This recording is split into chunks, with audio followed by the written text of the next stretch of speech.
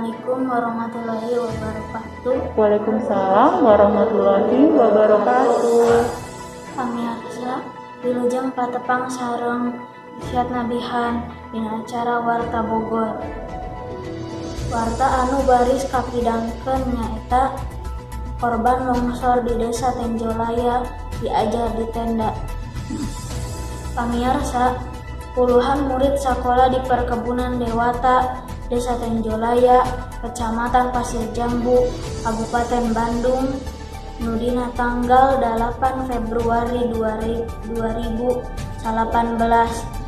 kena kaurub. Masih kene diajar di tenda darurat. Maranehna teu bisa balik deui ka sakola asal kusabab sieun longsor deui. Pupuhu pos koordinasi bersama mitigasi informasi jeung bantuan musibah Pasir Jambu, Ciwidey, Rancabuli, Asep Taulani netelakeun aya 242 budak sakola dasar nepi ka sakola menengah pertama SMP anu jadi korban longsor.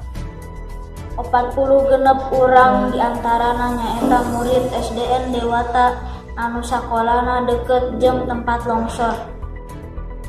Maranehna ayeuna diajar di tenda darurat khusus pikeun kelas genep anu ahad ieu bakal nyaharepan ujian nasional.